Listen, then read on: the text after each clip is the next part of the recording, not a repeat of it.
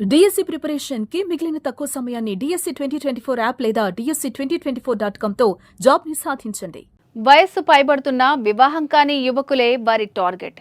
పెళ్లి కోసం ఆతృతగా ఎదురు చూస్తున్న వారికి అందమైన అమ్మాయిని ఎరగా వేస్తారు. మంచి సంబంధం, లక్షణమైన అమ్మాయి అంటూ నమ్మిస్తారు. అలా వారి ట్రాప్లో పడ్డాక కమిషన్ పేరుతో లక్షల్లో లాగేస్తారు. అనంతరం గుట్టుగా పెళ్లి జరిపించి అమ్మాయిని అత్తగారింటికి సాగనంపుతారు. అయితే ఇక్కడి నుంచి అసలు సినిమా మొదలవుతుంది.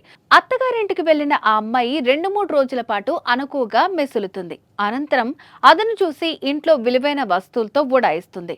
ఇలా 1 కాదు 2 కాదు ఏకంగా 7 నెలల వ్యవధిలో 25 మంది యువకులను మోసం చేశారు. అయితే ఓ బాధితుడు ధైర్యంగా ముందుకు రావడంతో పెళ్లిళ్ల రాకెట్ గుట్టురట్టయింది.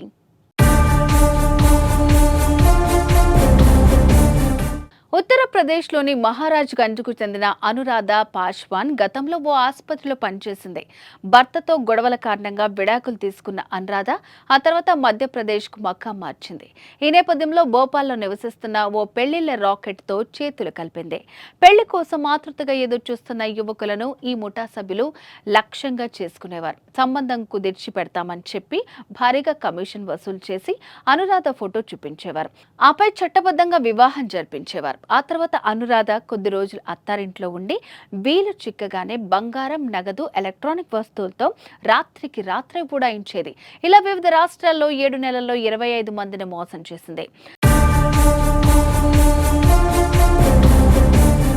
సవాయ్ మాధోపూర్కు చెందిన విష్ణు శర్మ అనే వ్యక్తి ఇచ్చిన ఫిర్యాదుతో ఈ మోసం వెలుగులోకి వచ్చింది. సునీత, పప్పు మీనా అనే 2 ఏజెంట్లకు 2 లక్షలు చెల్లించి అనురాధతో పెళ్లి సంబంధం కుదుర్చుకున్నానని, ఏప్రిల్ 20న స్థానిక కోర్టులో వివాహం చేసుకున్నానని విష్ణు శర్మ చెప్పాడు. అయితే ఇంట్లోని విలువైన వస్తువులతో అనురాధ మే 2న పారిపోయిందని పోలీసులకు ఫిర్యాదు చేశాడు.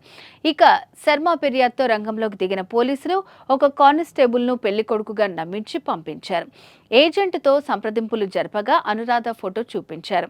ప్రత్యక్షంగా కలిసి మాట్లాడాలని చిరునామా తీసుకున్న కానిస్టేబుల్ ఆ వివరాలను ఉన్నతాధికారులకు అందించాడు. దీంతో పోలీసులు రైడ్ చేసి అనురాధను అదుపులోకి తీసుకున్నారు. ఈ ముఠాలో రోష్ని, రఘుబీర్, గోలు, మజ్బూత్ సింగ్ యాదవ్, అర్జున్ అనే మరికొందరు నిందితులు ఉన్నట్లు పోలీసులు గుర్తించారు. ప్రస్తుతం వారి కోసం పోలీసులు గాలిస్తున్నారు. అయితే ఈ విషయం తెలుసుకున్న మిగిలిన బాధితులు కూడా స్టేషన్కు క్యూ కడుతున్నారు.